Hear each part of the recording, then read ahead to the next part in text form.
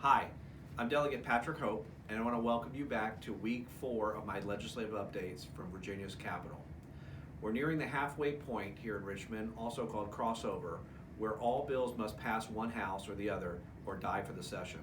So if legislation has a chance to make it to the governor, it has to pass at least one chamber by next Tuesday. Speaking of legislation that seems to be moving, Republican leaders in the Virginia House of Delegates have finally rolled out a proposal for an independent redistricting commission, signaling a shift to the chamber where redistricting reform has failed for many, many years. A constitutional amendment to create a 12-person bipartisan commission that would redraw Virginia's political map in 2021 emerged from a House subcommittee on Monday. Under the new proposal in the House, appointment power over the commission would be divided evenly between the Speaker's office, the Senate Rules Committee, and the Governor's office. Each would pick 2 Republicans and 2 Democrats. The commission would submit its map proposal to the General Assembly for an up or down vote. If the map failed to win approval after 2 tries, the Supreme Court of Virginia would have to resolve the impasse. A resolution to create an independent redistricting commission is awaiting a vote in the Senate, but that proposal differs substantially from the one put forward by the House Republicans.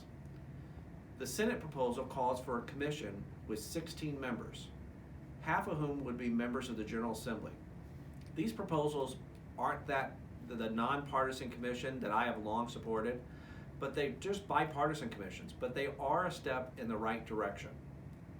Staying with the theme of voting, a House panel voted this week to advance a no-excuse absentee voting bill. This bill would allow for no-excuse in-person absentee voting for the week before the election. Absentee voting by mail or in person begins 45 days before an election. Again, this is another step in the right direction, but we should go even further. The rest of the bills related to absentee voting, all offered by Democrats, were defeated in the House Privileges and Elections Subcommittee on Tuesday. People who want to cast their vote before that week, during the absentee voting period, would still need to provide one of the 13 reasons to vote absentee because that bill was defeated. Another bill would have had repealed the requirement to show photo ID to vote. That also failed to get Republican support, and that bill was defeated too.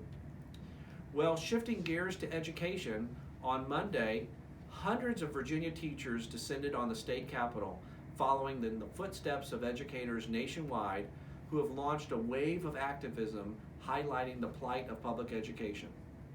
They protested low wages that force educators into second jobs, decrepit school buildings that sometimes leave students shivering in a dearth of school support staff.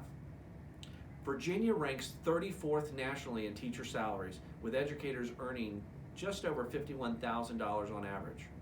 That's about $8,600 below the national average. Teachers urge lawmakers to support $269 million in expanded school funding proposed by Governor Northam. That money would be used to boost teacher pay by 5%, refurbish schools, and increase spending on students. I strongly support that initiative and hope that we work harder to give Virginia's teachers even more. And finally, on Amazon.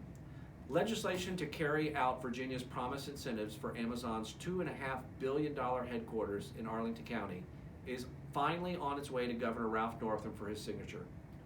I voted yes on this bill because I believe Amazon's location to Arlington is a once-in-a-generation opportunity for our county, our region, and our state. This economic development project will create at least 25,000 high-paying jobs in exchange for $550 million from the state.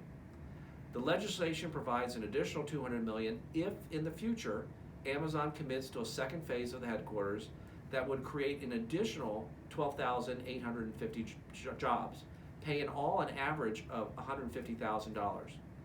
No doubt, Amazon's location to Arlington will create challenges, but also opportunities.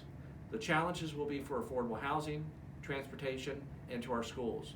But I believe the benefits will far outweigh the hardship, and I look forward to working with county leaders and the state to ensure that our entire region will benefit from this once-in-a-generation opportunity.